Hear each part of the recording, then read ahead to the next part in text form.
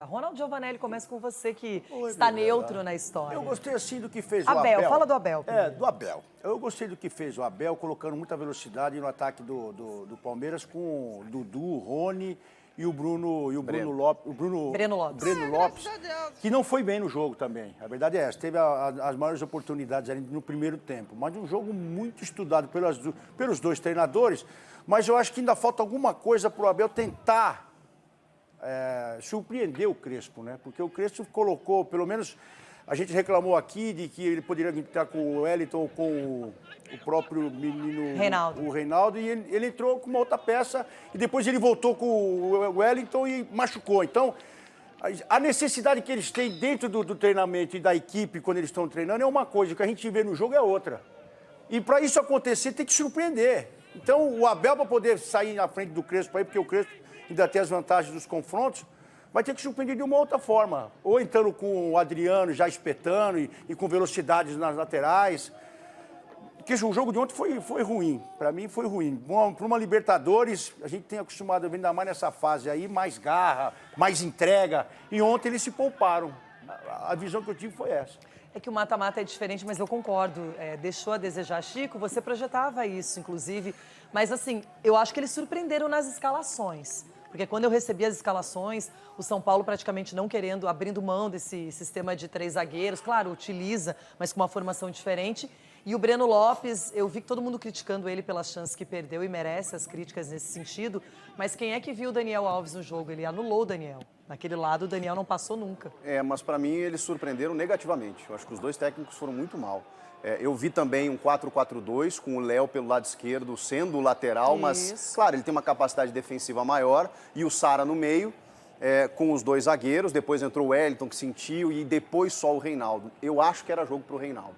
Jogo grande, jogo clássico, o Reinaldo está acostumado com isso. Ele joga bem de ala, você poderia manter os 3 zagueiros, abrir Daniel e Reinaldo e colocar 3 no meio com o Benítez. E aí eu não consigo entender a não escalação desse jogador. Se ele estava no banco de reserva, significa que ele estava em condições. Ou tem alguma coisa errada. E aí a diretoria do São Paulo, o departamento médico, eles precisam vir a público. Ele não jogou no fim de semana, ele está sendo preservado para quê? Possivelmente não vai jogar contra o Grêmio, está sendo preservado para a semana que vem. O teu principal jogador, em que você tem uma dupla com o Emiliano Rigoni, em que mais rendem para o clube, e aí no principal jogo do ano, em casa, você não escala o Benítez. Do outro lado, o Abel Ferreira, eu não gostei da escalação do Breno, sendo que ele tinha o Wesley. O Wesley entra no segundo tempo, melhora o time.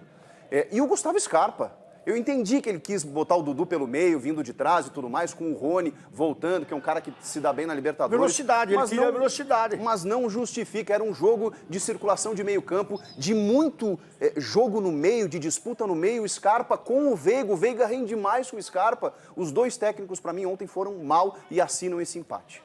João Pedro, quando eu falo em surpreender, Chico, eu não falo que eles surpreenderam e arrasaram. Surpreenderam porque as escalações não são as esperadas. E aí que tá, eu acho que ficou mais importante para cada um não perder o jogo e não ser surpreendido pelo adversário, e eles resolveram agir na frente. E aí não funcionou nem para um lado nem para o outro. Mas aí que tá o ponto, né? Eu acho que a palavra para definir esse clássico é coragem. Eu vejo que faltou muita coragem pro São Paulo, principalmente quando teve a chance de matar o jogo. Depois o São Paulo fez o gol com o Luan, teve 20 minutos de total ataque. O São Paulo podia ter pressionado o Palmeiras perdido em campo. Então faltou coragem. Coloca o Benítez para jogar. O meio-campo do Palmeiras é completamente aberto. O Benítez é esse cara que em uma bola consegue colocar o Rigoni e o Pablo na frente do gol. Mas o Abel acho que tem que ser elogiado pelas mexidas que ele fez.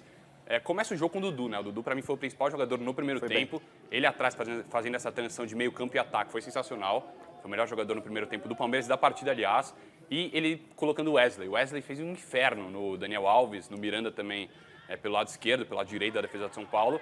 E o Patrick de Paula chega e faz aquele gol com falha do Volpi, que não pode acontecer. 2 erros, né? Na barreira, na minha opinião. Coloca mais um jogador, é um jogador a mais na barreira que já era. Confiou muito no próprio Taco. E também na defesa, essa bola não pode deixar entrar. Mas é um jogo tudo aberto. Quem acha que está definido não conhece a história de São Paulo, nem a do Palmeiras. É muita atração envolvida. O bicho vai pegar lá no Allianz. É por aí, Ulisses? Está tudo indefinido mesmo? Tudo indefinido, é por aí. Os treinadores concordam plenamente com o Chico. O Chico foi muito bem na análise dele. Penso da mesma maneira. O Scarpa, além de tudo, Chico, é um cara que bate a gol. Isso.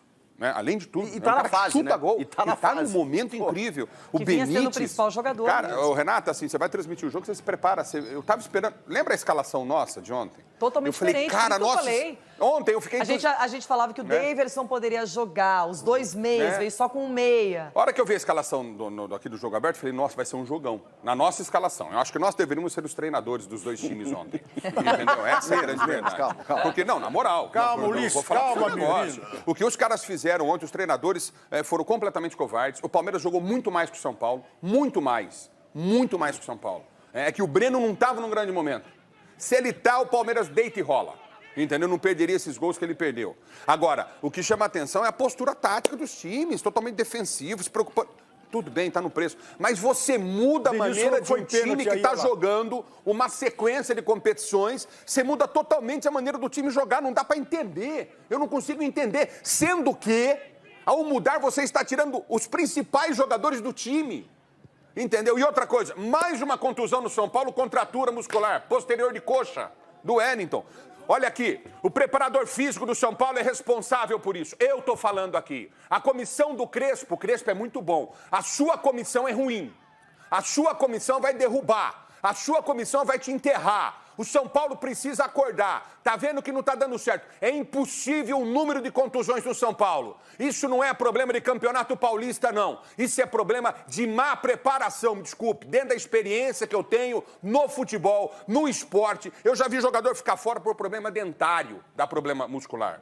Problema dentário. O cara não sabia que tinha. Isso, essa sequência de contusões no posterior da coxa, em quase todos os jogadores do São Paulo, em 70%, 80% que se contundiram, é má preparação física. Tá errado, Crespo. Se liga que a sua comissão, o seu preparador físico vai te arrebentar. E quem explica o Luciano não voltar em 50 dias de uma lesão muscular? Tem alguma coisa muito errada. O Ulisses tem razão. Eu não sei se é o preparador físico, mas o São Paulo precisa ser mais transparente. Ele precisa explicar o que está acontecendo. E não adianta ficar me ligando aqui, não. Não adianta ficar me ligando. Não adianta. É minha opinião e acabou. Não adianta ficar me ligando. Denilson Show, eu acho que o ponto é realmente, quando você tem 1-1, pro Palmeiras foi melhor, porque ele fez um gol na casa do adversário, 0-0 do Palmeiras, se acontecer por um acaso no Allianz Parque, mas é uma vantagem muito pequena. Me parece que o Palmeiras se contentou com isso e o São Paulo, jogando em casa, não quis fazer o resultado, porque eu concordo com o Sgarbi, depois do gol do São Paulo, teve um momento para ampliar e não conseguiu. E essa história do Scarpa e do Benítez também ficou estranha. Eu acho que é o que mais chama a atenção. Às vezes, você começar um jogo de Libertadores, enfim, tendo a possibilidade de decidir em casa, você espera um volume ou uma dinâmica maior do time adversário. Nesse caso, o São Paulo. O São Paulo não imprimiu essa velocidade, essa dinâmica. O São Paulo, em nenhum momento, tirou o Palmeiras da zona de conforto no primeiro tempo. No segundo tempo, o São Paulo, quando faz o gol, teve ali, sei lá, 10 minutos, 15 minutos, no máximo, de até controle do jogo. Teve uma oportunidade que a gente mostrou ali nos melhores momentos do Lisieiro, que ele pega uma bola no cruzamento do Daniel, a meia de voleio assim. Se ele faz aquele gol, 2-0 para o São Paulo, é um resultado extremamente confortável para jogar no Allianz Parque. Mas só que aí a entrada do Patrick e do Wesley dá aquela mudança de dinâmica no Palmeiras. E o gol, que a gente tem um especialista aqui que pode falar melhor do que qualquer um, coloca dois homens na barreira. A gente vê a imagem, eu mostrei a imagem, a gente falou aqui, eu e a Renata falamos aqui, ó, essa imagem aí, ó, aquele homem que está ali onde a bola passou ali agora, depois passa no Pablo, ali é o Lisieiro. O Lisieiro está marcando quem ali? Aí, ó, essa imagem aí, ó.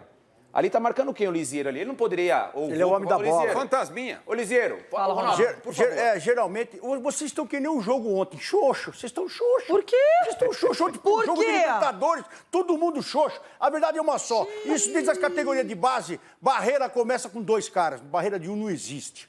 Então Tá? tira. Isso vem da base. Beleza. Já aprende lá. Ronaldo, encosta aí, arruma sua barreira. Ah, eu quero Pronto. 1. Não existe. Pronto. 2. Já começa com 3 aí. Sabendo que é um canhoto que vai bater e bate forte, já põe logo 3. Foi um erro do Volpe. Depois ela cai, ela pega no chão, pega a velocidade, aí um abraço. Mas errou. Mas a verdade é uma assim só. contra o Santos, gol do Marinho. Um homem na barreira, Não, lembra? na verdade ele não pediu. Ele nem pediu Ele nem barreira. pediu Então, aí que barreira. tá. Se Tomou ele gol. pediu pra abrir também, esse cara que tá fazendo a referência lá tá ajudando com o batedor. Lógico. Tem que sair da frente. Abre e deixa ele enxergar, porque Tem uma também movimentação complicou. do Pablo, que eu até salientei aqui com o Denilson, que me parece que o movimento que ele faz de tentar realmente chegar, ele faz assim, uma coisa meio que Aí assim, faz ó. com que ele Não sei se dá pra ver, se espere ele um pode- pouco mais, Aí, eu não sei se isso aí... Eu não acho que o Volpe, acho que falhou, mas acho que esse movimento também atrapalha. Ele tem que esperar a Como é- definição. como Mas é uma coisa meio bailarina. Não, mas ele faz pra frente.